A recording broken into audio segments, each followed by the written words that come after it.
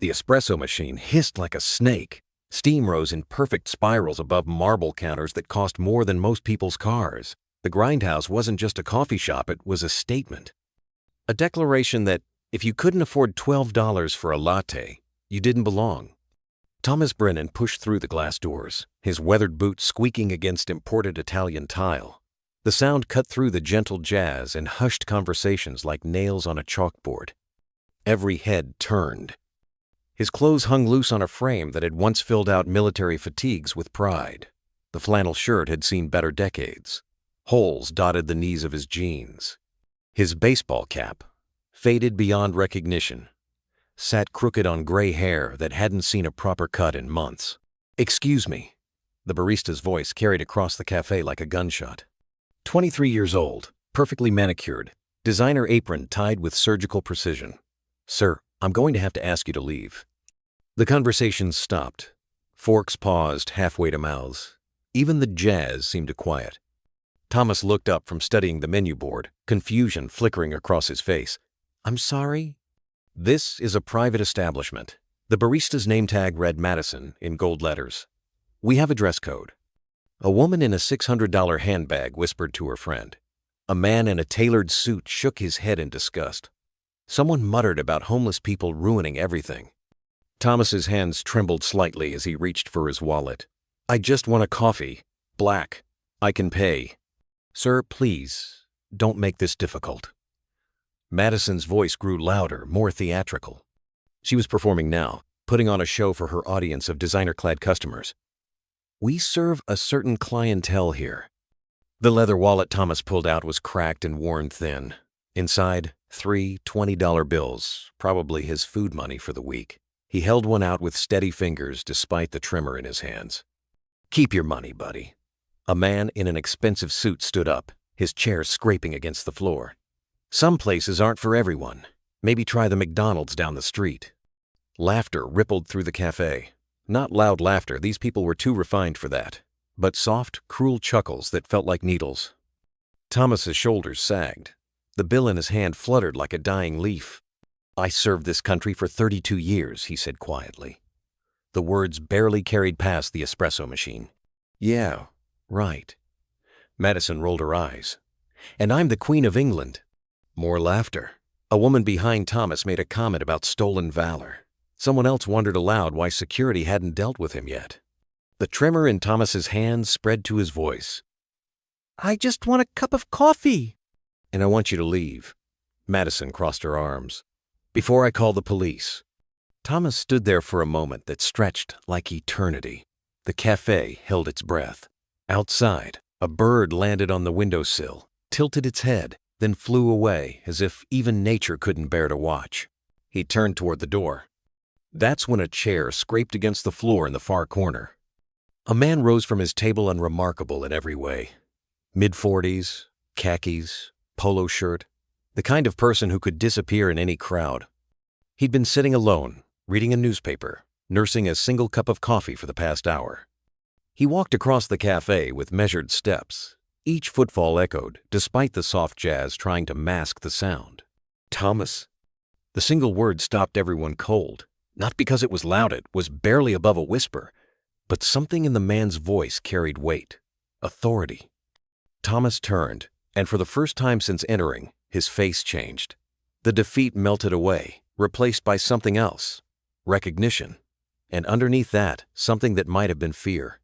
"Lieutenant Colonel Martinez." Thomas's voice cracked. "Sir." The unremarkable man smiled. It wasn't a friendly smile. "Interesting choice of establishment, Sergeant Major." Martinez looked around the cafe with cold eyes. "Though, I have to say, the service leaves something to be desired." Madison stepped forward, sensing an opportunity to align herself with what appeared to be authority. "Sir, if you know this person, could you please explain to him that—" Martinez held up one finger. Madison's words died in her throat. "Sergeant Major Brennan," Martinez said, his voice carrying now, filling every corner of the cafe. "How long has it been since Fallujah?" Thomas straightened slightly. 15 years, sir." 15 years since you ran into that building." Martinez's eyes never left Thomas's face. The one that was about to collapse. The one with the family trapped inside. The cafe had gone completely silent. Even the espresso machine seemed to hold its breath. "Sir, that's not—" "How many children were in that building, Sergeant Major?" Thomas's Adam's apple bobbed. "4, sir." "4 children." Martinez nodded. Ages 6, 8, 10, and 12. And their parents. 6 people total. A woman at a nearby table leaned forward despite herself.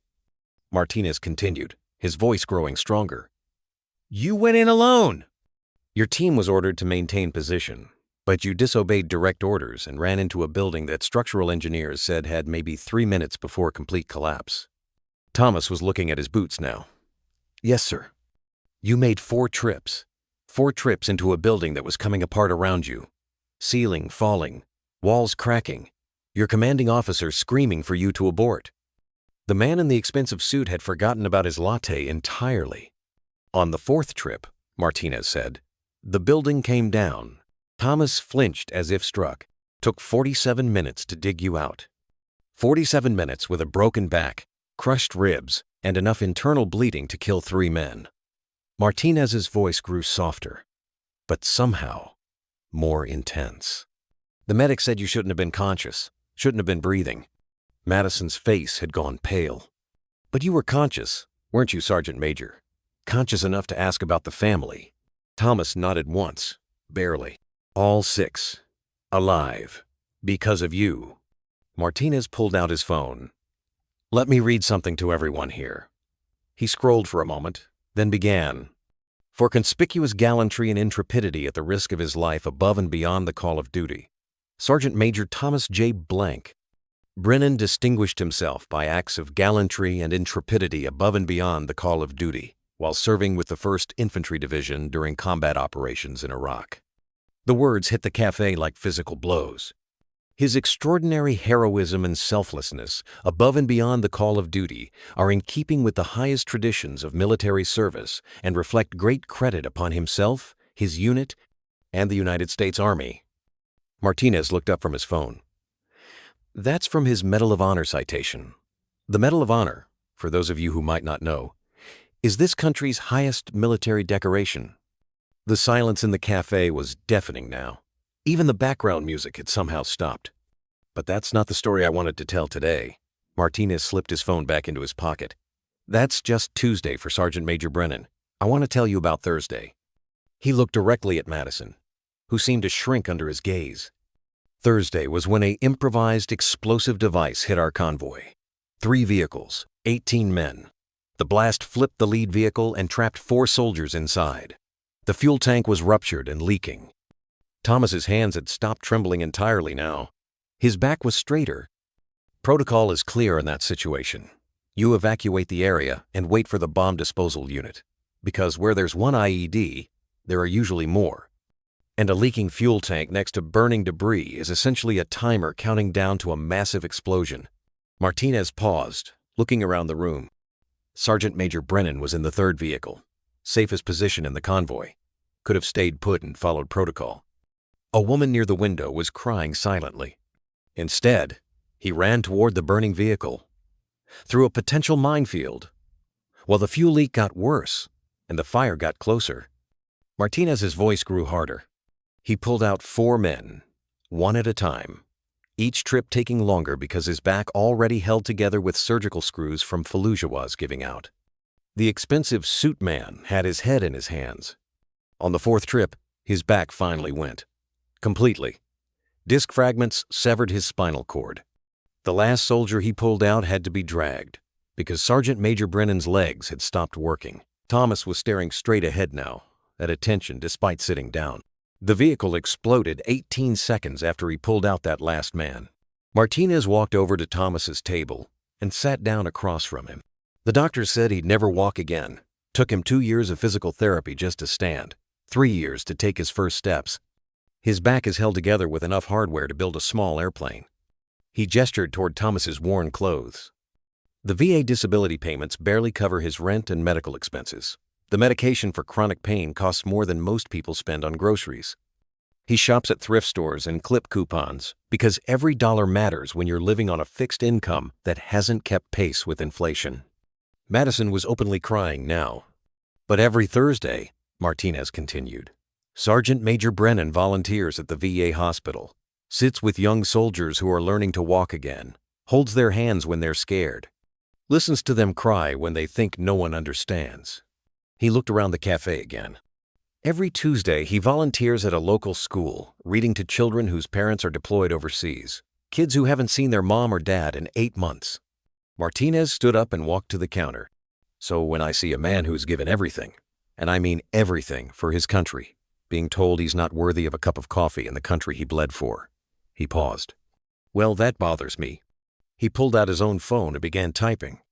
What are you doing? Madison whispered. Texting my former unit. Martinez didn't look up from his phone. The 75th Ranger Regiment. Turns out half of them live within 30 minutes of here. Thomas tried to stand. Sir, that's not necessary. Sit down, Sergeant Major. That's an order. Martinez finished typing and put his phone away. I figure they'll want to meet the man who trained most of them. The man who saved their lives more times than they can count. The man whose leadership and example kept them alive through 3 combat deployments. The door chime rang softly as someone entered the cafe. Then again, and again. Men began filing through the door. Different ages, different clothes, but something unmistakable in the way they carried themselves, the way their eyes scanned the room, the way they moved with purpose. They saw Thomas immediately. The first one through the door was a young man with a slight limp and scars on his left hand. He walked directly to Thomas's table and stood at attention. Sergeant Major. Another man entered, older, wearing a business suit that couldn't hide the military bearing underneath. Sergeant Major Brennan, sir. More men filed in, some in work clothes, some in suits, one still wearing scrubs from what was obviously a hospital job. They formed a line, each one standing at attention as they approached Thomas. Sir. Sergeant Major. Thank you, sir. You saved my life in Kandahar, sir. The cafe was full now. 23 men, standing at attention in a coffee shop, each one looking at Thomas Brennan with something approaching reverence. Martinez stood. Rangers, he called out. Present arms. 23 right hands snapped to their foreheads in perfect unison. 23 salutes for a man in worn-out clothes who just wanted a cup of coffee. Thomas struggled to his feet, his damaged back protesting every movement. He returned the salute with hands that shook not from fear or shame, but from emotion too big for his broken body to contain. The silence stretched on. No one moved. No one breathed. Finally, Martinez spoke. Rangers at ease. The salutes dropped, but the men remained standing. Martinez turned to Madison, who was pressed against the espresso machine as if trying to disappear into it. Now, he said conversationally, I believe the Sergeant Major ordered a black coffee. Madison nodded frantically and began working the machine with trembling hands. Martinez looked around the cafe at the other customers, the woman with the expensive handbag, the man in the tailored suit, all the people who had laughed and whispered and judged. There's a lesson here, he said quietly, about assumptions, about the difference between what someone is wearing and who someone is. He walked to the counter where Madison was preparing the coffee with shaking hands. But more importantly, there's a lesson about gratitude. About recognizing that the freedoms we enjoy, including the freedom to sit in overpriced coffee shops and judge people based on their appearance, come from the sacrifices of people like Sergeant Major Brennan. Madison finished the coffee and set it on the counter. Her hands were shaking so badly she nearly dropped it. Martinez picked up the cup and walked it over to Thomas. Your coffee, Sergeant Major. Thomas accepted it with both hands. Thank you, sir. One of the younger Rangers stepped forward. Sir, we've got a table reserved at Murphy's Steakhouse. Would you join us for dinner, please? Thomas looked around the room at the Rangers standing at attention, at Martinez smiling encouragingly, at the customers who couldn't meet his eyes, at Madison crying behind the counter. I'd be honored, he said. The Rangers began filing out, but they waited. Each one stopped beside Thomas's table and shook his hand. Thank you, Sergeant Major. You saved my squad in Mosul, sir. My kids are alive because of what you taught me. I named my son after you, sir, Thomas.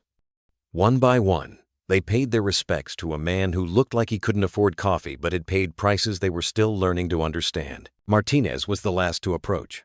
"Sergeant Major," he said formally, "it's been an honor serving with you." "Likewise, sir." Martinez leaned down and spoke quietly, so only Thomas could hear. "That young lady behind the counter looks like she learned something important today. Maybe give her a chance to apologize before you leave." Thomas nodded and looked toward Madison, who was watching him with red-rimmed eyes. He walked slowly to the counter, each step careful and measured. "Miss," he said gently. Madison looked up, tears streaming down her face. "I'm sorry," she whispered. "I'm so sorry. I didn't know. I didn't—" "You couldn't have known," Thomas said. "But maybe next time you'll remember that everyone has a story. Everyone deserves basic human dignity." Madison nodded frantically. "Yes, sir. Yes. Always." Thomas smiled, the first real smile he'd worn since entering the cafe. "And maybe," he said, "you'll remember that the cost of freedom isn't free. Someone always pays." He turned to leave, then paused. "The coffee's excellent, by the way." The door chimed softly as Thomas Brennan Medal of Honor recipient, hero, Legend walked out into the afternoon sun to join his Rangers for dinner. Behind him, the grindhouse sat in absolute silence. The espresso machine hissed like a prayer. The jazz played like a requiem for assumptions that had died hard deaths. And in the corner where Martinez had been sitting, his newspaper lay folded open to an article about a Medal of Honor ceremony from 15 years ago.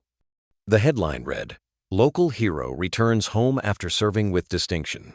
The accompanying photo showed a younger Thomas Brennan in dress uniform, standing tall and proud, surrounded by the men whose lives he had saved. Same man, same hero, different clothes. Madison picked up the newspaper with trembling hands and read every word, twice. Then she taped it to the wall behind the register, where it would stay for the rest of her life. A reminder that heroes don't always look like heroes. Sometimes they just look like people who need a cup of coffee.